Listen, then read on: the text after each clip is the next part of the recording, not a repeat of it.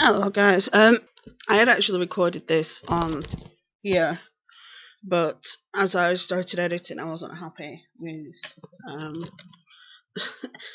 how it came across and how I basically repeated myself about 7 times.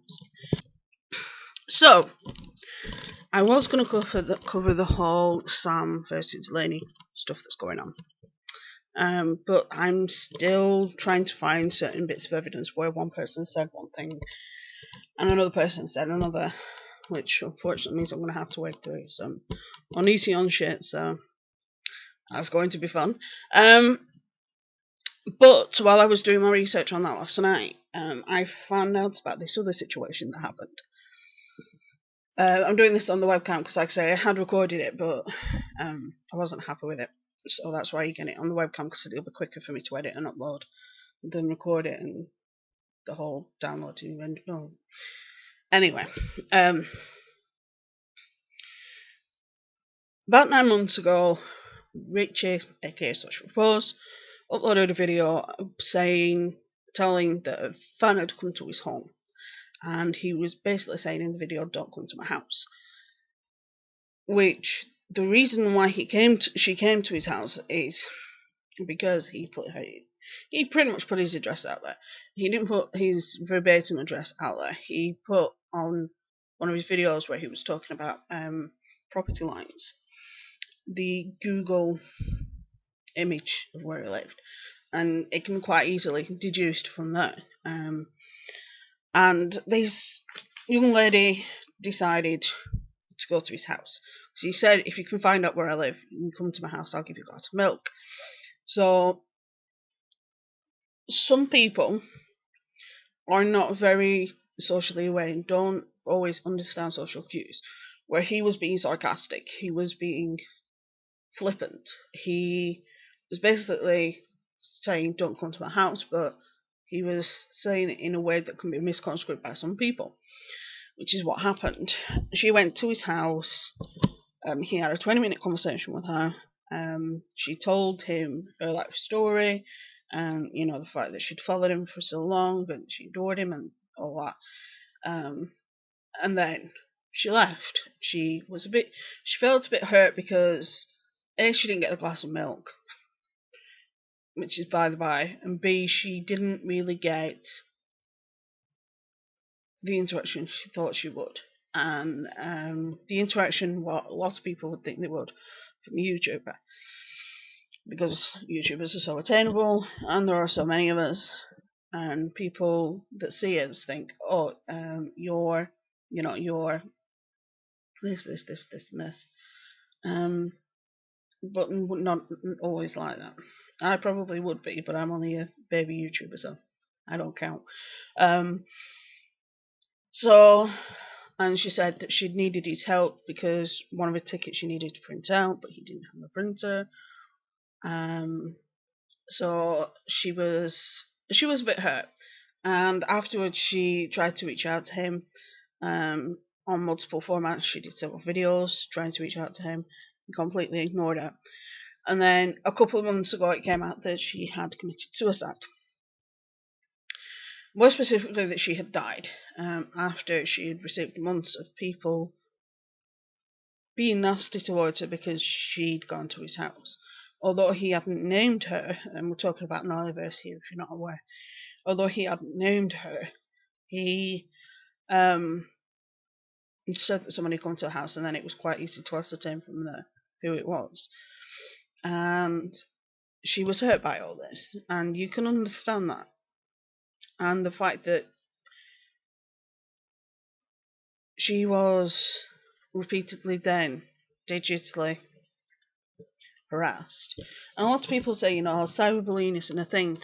Yeah, it is. It's like, yeah, you can switch the computer off. Yeah, you can switch the computer off. But for a lot of people, this is our job. So you can't switch the computer off.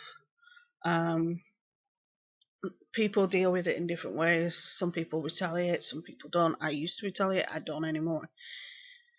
You just live and learn. But unfortunately, because of stuff that had gone on in her life, her ability to learn, shall we say, was clouded. And her ability to figure out what, what was a true threat and what was keyboard troll was not evident to her, as it would be for some of us, but not all of us. But online harassment can be quite painful. I am more than aware that a few of you will know this story, but a friend of mine was harassed by several of a certain person's fans because she'd watched a couple of one of her videos on a video and said that she didn't like her, which is fine and understandable. But then those fans started to went in on her, and it became this back and forth, and it's ended up to the point where the friend of mine is now no longer online. She has no online presence whatsoever. I've had those same people come at me. I just ignore them so they go away. They try, but they just get ignored. They just get deleted and ignored. So it's like, just go away. But not everybody has the ability to be able to block that side of life off. They don't always have the ability to knock that side on the head. Some of us do, some of us don't. And this young lady was a perfect example. She went from absolutely idolising Ritchie to, apparently, according to him, he said that a few people had said that she was trying to give out his address. Now, I've never seen any proof to that. Whether or not that's just his fans trying to round him up, or whether it's his fans trying to make the situation even worse than it already is, I don't know. But I've never seen any proof of that. The girl in the video, Ritchie says that he didn't know she killed herself, but she was unfortunately dead. I've since seen a video of somebody else who actually knew her online and in IRL, and the Narleeverse had actually killed herself with the help of one of her friends. Now, I don't know what's happening on that side, but that person should definitely have some consequences with regards to that. While Ritchie is not criminally responsible, and in most avenues he's not responsible, part of me still feels like if he had opened up, like if he had spoken to her just a few times, or if he had reached out to her, or if he had actually not point blank ignored her after that incident, she may still be here. From what I can understand of this young lady, is that she was looking for a connection. She was looking for somebody to understand her, and from what I gathered, that's not something that she had in spades. With me, I have friends and family members that understand me, that understand all about what goes on in my head, and we support each other, but not everybody has that. And she thought because Ritchie was damaged, and Ritchie was, and still is, essentially a hurt bird, as some people might call it that. Or you can completely see Ritchie has been hurt in the past. And she could see that, and she could see a bit of herself in Ritchie, that she thought Ritchie would be a good person for her to cling on to, for her to send her attention onto. And for him to just point blank ignore it just made her feel even worse. While he's not criminally responsible, and responsible in many other ways, I do feel like he could have done more to help her, to support, to give her a little bit of just that attention that she craved. Yeah, it's not his job, and yeah, I know he has a high fan base and all that, but why shouldn't YouTubers do things like that? I know of people that talk to me, and I'm only a baby YouTuber, and they tell me things that have happened to them. I know people who speak to other YouTubers, they try their best to help in the best way they can, and there is a way of doing things to help people, whether it's liking a tweet. The original video I did, I told the story of something that happened a couple of years ago now. I was watching NCIS, and I watch it sometimes, and it had one of my favourite actors in, that I've been a fan of since I was in my teens. The actor's name is Sanchez, and I tweeted him and saying, just quickly said thank you for all the entertainment, and thank you for being, a beacon and things like that. And he actually liked the tweet, and that's not the first or last time that's happened. It's happened with a couple of other people. And it's a big deal. It really is a big deal. Just for one person just to acknowledge it makes you feel better. And if he had simply just fired her a tweet, and when she tweeted him, he could have fired her a tweet and said, "Hope you're doing okay," or whatever, or just liked a couple of her tweets. That probably would have helped. But instead he just completely point blank ignored her, when the whole reason why what happened was his fault. You never, as any form of celebrity, whether it's online or in any other sense, you never, ever put your address out there. It's rule number one. You guys know I live in York, but that's about it. If I was to show you the outside of my house, it wouldn't help, because there's a lot of houses in this country that look like mine, because terraced houses are incredibly common.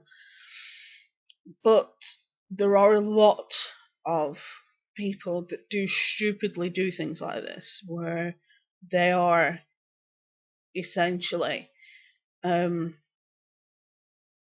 putting themselves at risk for having the address out there. I don't agree with people going to people's addresses, whether you're a Hollywood star or whether you're just a general person or a YouTuber or whatever. You don't do it. But at the end of the day, when you're talking about a girl that was damaged and that all she needed was for a connection to happen in some way, and the one person she reached out to just point blank ignored her after she had a 20-minute conversation with him, telling him her entire life story and how hurt she'd been by people in the past, and then he goes and does what everybody else has done. I don't think he understands the psychological issues that person was suffering, and the fallout of what he did could cause to her. But like I say, yes, he's not responsible, and some people might hate on me for saying that he is in a way responsible. He isn't responsible, but he should feel a little bit of guilt, and he does, which proves that there is something resembling a heart inside of him, just not very big. He said that he does feel a little guilty, that maybe if he hadn't, she would not be dead. But he does feel a little bit guilty that he point blank ignored her, and that it caused her to go downhill. And I'm glad that he's realised the issue that he caused. Whether or not that and what's happened with Jacqueline and the fact he's now getting therapy is going to change any matters, we don't know. We shall see. So hopefully the Onision video should go up next week. Well, not Onision, Laney/Sam video should go up next week, because like I said, I'm still doing research on that. On Sunday I will probably cover why the UK are banning certain people from coming over, because there is a reason that a lot of people aren't aware of, or that they might not be aware of. It is something we've discussed on this channel before. But there you go. So yeah, if there's ever any topic you want me to cover, leave it in the comments or email it over to me, and I will happily have a look into it. So, and I have heard back sort of from one of the John things, John Wise. Just waiting to hear back. I sent them a bit of information. Just waiting to hear back. So we shall see. But yeah. With that being said, I'm going to render this and upload it tonight. Then it's done. And then I am going to chill for the rest of the night. I've got doctors tomorrow, so that should be fun. So, with that being said, stay safe, be good, have fun, and I will see you on Sunday.